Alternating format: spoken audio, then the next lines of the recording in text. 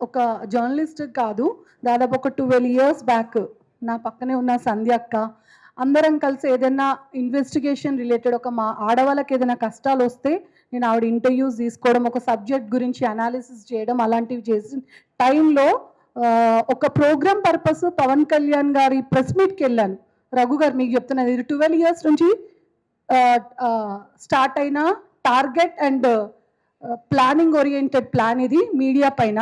So ఆయన question అడిగితే ఆయన సింపుల్గా కాశ్మీర్లో ఉన్న ఆడవాళ్ళ రక్షణ కోసం పీపుల్స్ ప్లాజా నెక్లెస్ రోడ్లో డిస్కషన్ చేసినప్పుడు, సార్ అవును మీరు అడిగిన సబ్జెక్ట్ మంచిదే, బట్ శ్రీరెడ్డి కూడా ఇండస్ట్రీలో ఇబ్బందులు ఎదుర్కొంటున్నారు, దీని గురించి సంధ్యక్క జూనియర్ ఆర్టిస్టులు కూడా ఇబ్బంది ఎదుర్కొంటున్నారు, దీంట్లో సంధ్యక్క వీళ్ళందరూ పోరాటాలు చేస్తున్నారు, మీడియాలో డిస్కషన్స్ జరుగుతున్నాయి అంటే మీ మీడియాకి ఏం పనండి, మీరు ఇవన్నీ ఎందుకు అడుగుతున్నారు అని చెప్పేసి డైరెక్ట్గా ఆయనని మీ పని మీరు చూసుకోండి, చట్టాలు ఉంటాయి, ఆ చట్టాలు కూడా మీకు అనుకూలంగా చేసుకుంటారు, మీరు మీడియాని అనే రైట్ ఏముంది అని నేను అక్కడ పవన్ కళ్యాణ్ని క్వశ్చన్ చేస్తే అది బ్రేకింగ్ క్వశ్చన్ అని కూడా నాకు తెలియదు, కానీ మీడియాని విమర్శిస్తున్నాడు అని చెప్పి బాధతో మేమందరం సిన్సియర్గా వర్క్ చేస్తున్నాం, నువ్వెవరు మమ్మల్ని క్వశ్చన్ చేయడానికని నేను అడిగినందుకు నెక్స్ట్ టైం ఆ వీడియో ఏదైతే ఉందో అది అన్ని ఛానల్స్లో బ్రేకింగ్కి వెళ్ళిపోయింది. వెళ్ళిన తర్వాత దాని కింద నా గురించి బ్యాడ్గా ట్రోల్ చేయడం, నేను ట్రోల్ చేయడమే కాదు ఆ తర్వాత ఏ ప్రెస్ మీట్కి వెళ్ళినా, రామ్ చరణ్ ఇంటర్వ్యూకి వెళ్ళినా, ఎక్కడికి వెళ్ళినా దీన్ని వేసుకోవాలి, దీన్ని టార్గెట్ చేయాలిరా, దీన్ని వదిలేద్దు మనము అని చెప్పేసి నా బాడీ తోటి నన్ను అన్ని రకాలుగా టార్గెట్ చేయడం. అంటే ఇక్కడ క్వశ్చన్ చేసే వాళ్ళు ప్రతి ఒక్కరూ విలన్సే. సో ఇప్పుడున్న సిచ్యువేషన్ ఏంటంటే మేనేజ్మెంట్ని ఆయనకి వ్యతిరేకంగా ఎవరైనా రిపోర్టర్స్ క్వశ్చన్స్ అడిగినా మేనేజ్మెంట్స్ని మేనేజ్ చేసి నేను చేసిన క్వశ్చన్స్ అన్నిటినీ అన్ని ఛానల్స్ మేనేజ్మెంట్స్తో మాట్లాడి అన్ని డిలీట్ చేయించుకుంటాడు.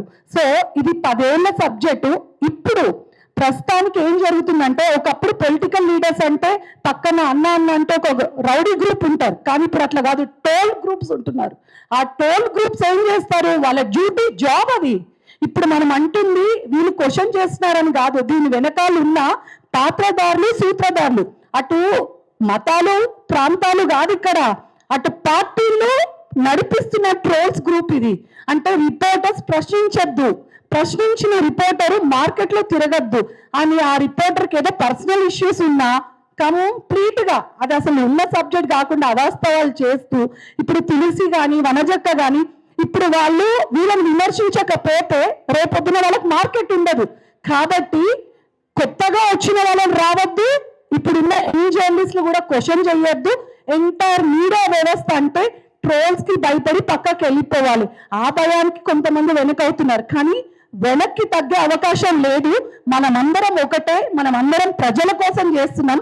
ప్రజల కోసం క్వశ్చన్ చేసినప్పుడు ఏ పార్టీ అయితే ఏంటి, లెఫ్ట్ అయితే ఏంటి, రైట్ అయితే ఏంటి, మీరు అనాలిసిస్ చేసుకుంటూ అసలు సబ్జెక్ట్ తెలియనోడికి, లా తెలియనోడికి ట్రోలింగ్ జాబ్ ఇచ్చి పొలిటికల్ పార్టీలు రన్ చేయడం అనే దానిపైన ఒక సమావేశం ఏర్పాటు చేయాలి. పొలిటికల్ పార్టీని లింక్ పెట్టుకుని చేసిన వాళ్ళని తాట తీయాలి. ధర్నాలు కాదు, అది పోలీస్ వ్యవస్థలోనే మార్పు రావాలి. మనం వెళ్ళి కంప్లైంట్ ఇస్తే వాళ్ళు లైట్ తీసుకుంటున్నారు అంటే మన గురించి కాదు, వాళ్ళు ఉన్న ట్రోల్స్ చేస్తున్న బ్యాక్గ్రౌండ్ వాళ్ళని చూసి మీరు ఇంతే అన్నా అని చెప్పేసి మనం లైట్ తీసుకునే పరిస్థితి వచ్చింది.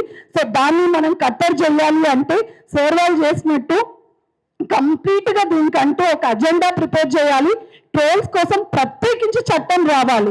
4 టెస్టర్స్ అంటున్నారు కదా, ఈ డిజిటల్ దానిని కూడా దాంట్లో యాడ్ చేసి దానిపైన సీరియస్ యాక్షన్ తీసుకోవాలి అనేది నా విన్నపం.